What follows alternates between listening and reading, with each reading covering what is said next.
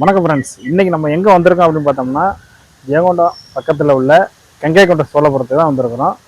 ராஜராஜ சோழனோட மகன் கட்டின, ராஜேந்திர சோழன் கட்டின கோயில் இது. வாங்க உள்ளே போயிட்டு என்ன டீட்டெயில்னு உங்களுக்கு சொல்கிறேன். வாங்க ஃப்ரெண்ட்ஸ், வீடியோக்குள்ள போகிறதுக்கு முன்னாடி நம்ம சேனலை சப்ஸ்கிரைப் பண்ணால் சப்ஸ்கிரைப் பண்ணிவிட்டு ஆளுங்க பெல் பண்ணி பாருங்க. அப்போ தான் நாங்கள் போடுற வீடியோ உடனே கூட நோட்டிஃபிகேஷன் உங்களுக்கு வரும். வாங்க ஃப்ரெண்ட்ஸ், வீடியோக்குள்ள போகலாம்.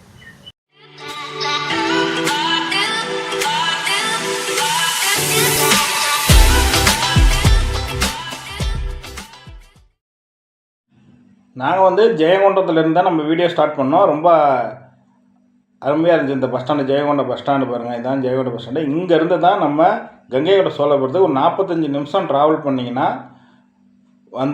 சேர்ந்தலாம் கங்கைகொண்ட சோழபுரத்துக்கு.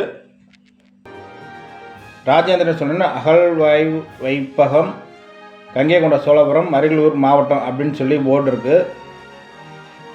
போர்டு இந்த இடம் பார்த்தீங்கன்னா ரொம்ப பச்சை பசுவேர்னு சுத்தபத்தமாக நீட்டாக இருக்குது. இது கோயிலோட மெயின் என்ட்ரன்ஸ் பாருங்கள். மெயின் என்ட்ரன்ஸில் பார்த்தீங்கன்னா மிகப்பெரிய 2 தூண்கள் இருந்திருக்கு. அது மிகப்பெரிய ஒரு கதவாக இருந்திருக்கலாம் மாட்டுக்கு. பார்க்க அப்படி தான் இருக்குது. ரொம்ப அருமையாக இருக்குது பாருங்கள். அந்த என்ட்ரன்ஸ் பார்க்கவே 2 சைடும் பார்த்தீங்கன்னா என்ன சொல்கிறது, பூங்கா மாதிரி அமைச்சு நிழல் குளம் அப்படிங்கலாம் இருக்குது. இது பார்த்திங்கன்னா மதில் சுவர் அப்படின்னு சொல்லுவாங்க. அதாவது மெயின் கேட்டில் உள்ள மதில் சுவர் ரொம்ப அவ்வளோ பெருசாக இருக்குது பாருங்கள். அது சுற்றிலும் பார்த்திங்கன்னா பார்க்கு மாதிரி அமைச்சு கோயிலுக்கு வரவங்க ஓய்வு எடுக்கிறதுக்காக இருக்குது. ரொம்ப அருமையாக இருந்துச்சு. அந்த இடம்லாம் பார்க்க சுத்தபத்தமாக நீட்டாக. இந்த மதில் சுவர்லாம் பார்க்கவே ரொம்ப அருமையாக பிரம்மாண்டம் வச்சு இந்திய தொழில்துறை கட்டுப்பாட்டுக்குள்ளே இருக்குது அப்படின்னு சொல்லிட்டு போர்டு இருக்குது. அதேமாரி மெயின் என்ட்ரன்ஸ்லேயே துவாரப்பாளர்கள் 2 பேர் ரொம்ப பிரம்மாண்டமாக நிற்கிறாங்க. அதுக்கு அப்புறம் பார்த்திங்கன்னா கொடிமரம் அப்படின்னு சொல்லக்கூடிய ரொம்ப பிரம்மாண்டமாக மிகப்பெரிய கொடிமரமாக இருந்துச்சு. ரொம்ப அருமையாக இருக்குது பாருங்கள் அந்த ஒரு இடம் பார்க்க. அதே மாதிரி அந்த பலிபீடம் இருக்குது, நந்தி இருக்குது, 20 அடி உயரம் உள்ள ஒரு நந்தி ஒன்று இருக்குது. ரொம்ப அருமையாக இருக்குது பார்க்க அந்த பலிபீடத்தை பார்க்குறதுக்கே. கண்டிப்பாக நேரில் வாங்க. இந்த நந்தி பார்த்திங்கன்னா நாயக்கர் காலத்தில் கட்டப்பட்ட நந்தி அப்படின்னு சொல்கிறாங்க. இந்த கோயில் பார்த்திங்கன்னா 11ஆம் நூற்றாண்டில் உருவாக்கப்பட்டிருக்கு. ரொம்ப அந்த நந்தி பார்க்கவே அவ்வளோ பெருசாக இருக்குது.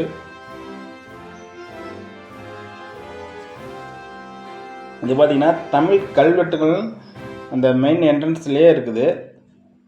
நல்லா தெளிவாக இருக்குது பார்க்கவே.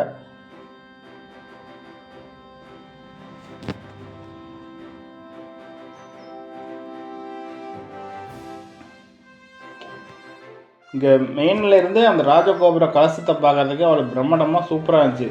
தஞ்சை பெரிய கோயில் கோபுரம் எப்படியோ அதே போல் இங்கே ராஜேந்திரன் சோழன் அமைச்சிருக்கிறாரு. இப்போ நம்ம மூலஸ்தானத்தை தரிசிக்க போகலாம்.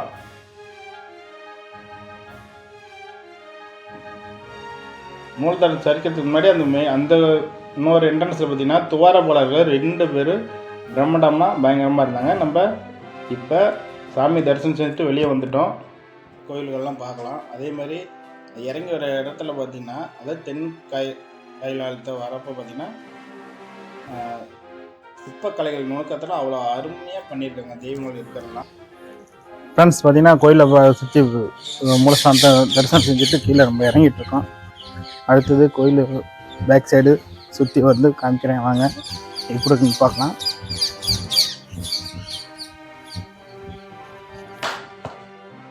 இங்கே பார்த்தீங்கன்னா நிறைய கட்டடங்கள் சிதலமடைஞ்சு இருக்குது. பார்க்கவே உங்களுக்கு தெரியும். அதே மாதிரி இங்கே தென்காயிலத்தோட அம்மன் கோயில் ஒன்று இருக்குது. ரொம்ப பழமை வாய்ந்த கோயில். உள்ளே அம்மன் சிலைகள் இருக்குது. நம்ம உள்ளே தரிசனம் செஞ்சுட்டு பார்க்கலாம் வாங்க. அதே மாதிரி இங்கே சொன்ன மாதிரி நிறைய பழைய காலத்து கட்டடம் கோவில்கள் இருந்திருக்கு. இப்போல்லாம் சிதலமடைஞ்சு கிடக்கு நிறையா. இங்கே இருக்க சிலைகள்லாம் ஒரு இடத்துல வச்சுருக்காங்க. அதை நெக்ஸ்ட்டு உங்களுக்கு காமிக்கிறேன். இந்த ராஜகோபுரம் பாருங்கள் எவ்வளோ பிரம்மாண்டமாக எவ்வளோ பெருசாக இருக்குது பாருங்கள். பார்க்கவே அவ்வளோ அற்புதமாக இருக்குது. ஃப்ரெண்ட்ஸ், இப்போ பார்த்தீங்கன்னா அரியலூர் மாவட்டத்தில் உள்ள ஜெயங்கொண்டம் பக்கத்தில் கங்கை கொண்ட சோழபுரம் வந்திருக்கோம். ஒரு சிவன் கோயில். அதாவது இது இந்த சோழ நாட்டுக்கு தலைநகரமாக இந்த பகுதியில் விளங்கி இருக்குது. ராஜராஜ சோழனோட மகன் ராஜேந்திர சோழன் இந்த கோயிலை எடுத்து புதுப்பிச்சு கட்டி சிவன் லிங்கம் வச்சிருக்கிறாரு. நம்ம கோயிலை தரிசனம் செஞ்சுட்டு அவுட்டில் பேசிட்டு இருக்கோம். வாங்க இன்னும் அடுத்து என்ன இருக்குன்னு உங்களுக்கு சொல்கிறேன்.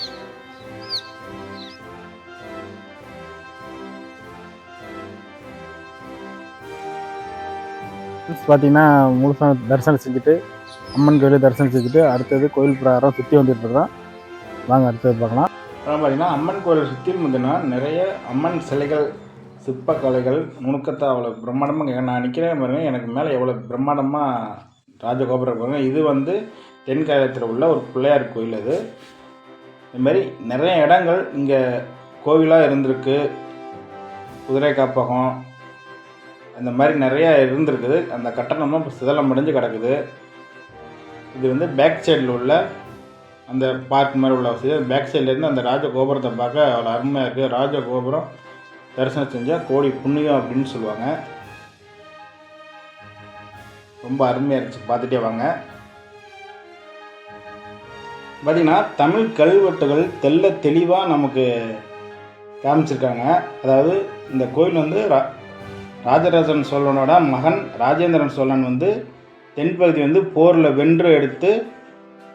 வென்றதால் இந்த கோயிலை அந்த ஒரு நினைவு சின்னமாக இந்த கோயிலை கங்கை கொண்ட சோழபுரம்னு சொல்லி இந்த கோயிலை அமைச்சிருக்காங்க. அதுதான் இந்த தமிழ் கல்வெட்டாக வடிவமைச்சிருக்காங்க.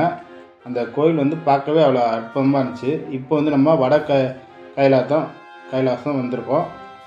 வட கைலாசம் அப்படின்னோம்னா தென்பகுதியை பார்த்தோம். இப்போ வடப்பகுதியை பார்க்குறோம். இது பிரம்மன் சன்னதி. பிரம்மன் சன்னதி பக்கத்துலேயே பிரம்ம தீர்த்தம் கிணறு ஒன்று இருக்குது.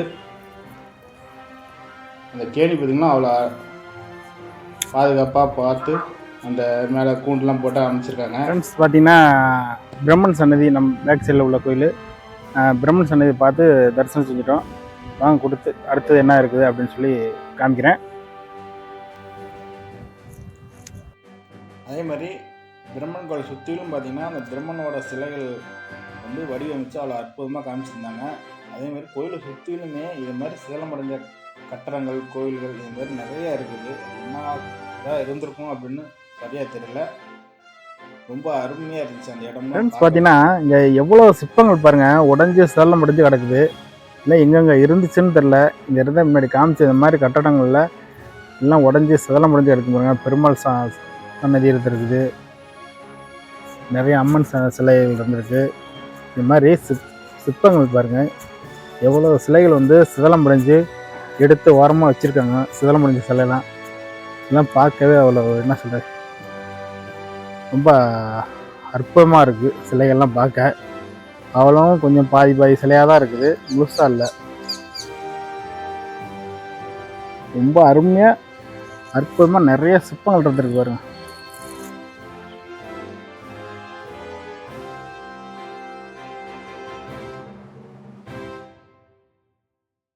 இப்போ பார்த்திங்கன்னா வட கைலாயம் இன்னும் சொல்லக்கூடிய வடக்கு பகுதி வந்துட்டோம். அந்த என்ட்ரன்ஸ் வாசப்படி அங்கேருந்து அந்த கோபுர தரிசனம் செய்கிறதுக்கு அவ்வளோ அருமையாக இருந்துச்சு. இது பார்த்திங்கன்னா கண்காணிப்பு கட்டடமாக இருக்குது அப்படின்ட்டு சொல்கிறாங்க. கண்காணிப்பு கோபுரம் அப்படின்னு சொல்ல முடியாது, அந்த மாதிரி ரொம்ப பழமை வாய்ந்த கட்டடமாக இருக்குது. இதுவும் அந்த பகுதியில் சுத்தமாக அப்படி பார்க்குறதுக்கு அவ்வளோ அற்புதமாக சுத்தபத்தமாக பச்சை பசுமையர்னு இருந்துச்சு. அடுத்து பார்த்திங்கன்னா அந்த வடக்கைலாயத்தோட அந்த என்ட்ரன்ஸ் வாசப்படியில் பார்த்திங்கன்னா துவாரப்பாடல்கள் ரொம்ப பிரம்மாண்டமாக இருக்கிறாங்க. 2 பேர். அது தென்கைலாயத்துலையும் இருக்காங்க, வட கைலாயத்துலையும் இருக்காங்க. அந்த சிற்ப கலைகள் நம்ம பார்க்குறதுக்கு அவ்வளோ தத்துவமாக அவ்வளோ தெளிவாக கண்ணை கவர்ற அளவுக்கு அவ்வளோ என்ட்ரன்ஸ்லேயே அப்படி இருக்குது வாசப்படி. அதே மாதிரி இங்கே படிகளில் பார்த்திங்கன்னா 6-5 கேப் கூட இல்லை, 5-5 கேப்லேயே அந்த படிகள் இருக்குது. அந்த 5-5 கேப்லேயே அந்த சிற்பக்கலை சின்ன சின்ன நுணுக்கத்தோடு பண்ணியிருக்காங்க. அது தெளிவாக பார்க்கறதுக்கு இது நுணுக்கமாக இருக்குது. இது பார்த்திங்கன்னா சண்டிகேஸ்வரோட தனி சன்னதி ஒன்று அமைச்சிருக்காங்க. ரொம்ப அருமையாக இருக்கும் அந்த சண்டிகேஸ்வரர் கோயில் சன்னதி. துர்க்கை அம்மன் இது மாதிரி நிறைய கோயில்கள் நிறையா இருக்குது.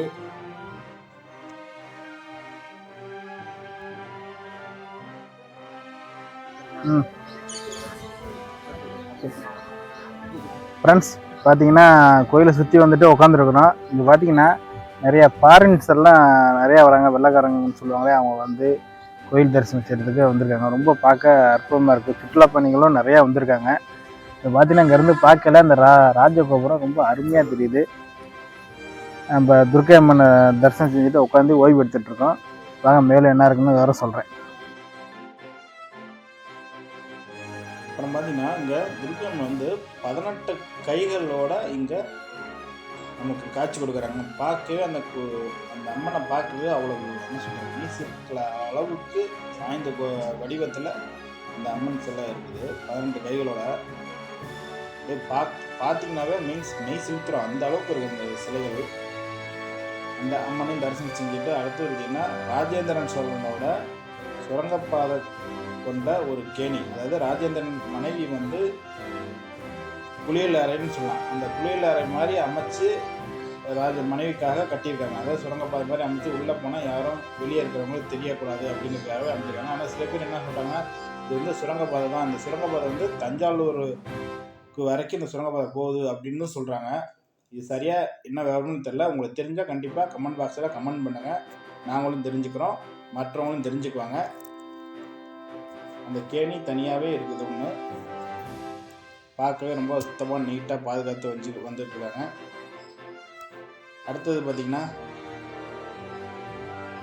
அந்த மெயின் அட்ரஸ் வந்துட்டோம். இந்திய தொழில்துறை கட்டுப்பாட்டுக்குள்ளே இருக்குன்னு சொல்லி அந்த போர்டெலாம் இருக்குது. இது மாதிரி கோயில் மெயின் என்ட்ரன்ஸில் பார்த்திங்கன்னா பார்க் வசதி அமைச்சிருக்காங்க. பக்தர்கள் வந்தால் யாரும் அதான் சொல்கிறது அதிகப்படக்கூடாதுன்னு சுத்தபத்தமாக பாத்ரூம் வசதியோட பாதுகாத்து வந்துட்டுருக்காங்க. சுத்தமாக நீட்டாகவும் பாதுகாத்து வராங்க. ஃப்ரெண்ட்ஸ் பார்த்தீங்கன்னா முடிஞ்ச வரைக்கும் கையோட சோழபுரம் கோயிலை சுற்றி காமிச்சிருப்பேன். மேலும் இது மாதிரி ஆன்மீக சம்மந்தப்பட்ட சேனல் சப்ஸ்கிரைப் பண்ணிடுங்க, உங்கள் ஃப்ரெண்ட்ஸுக்கு ஷேர் பண்ணிடுங்க. அடுத்த வீடியோ சந்திக்கலாம். பாய்.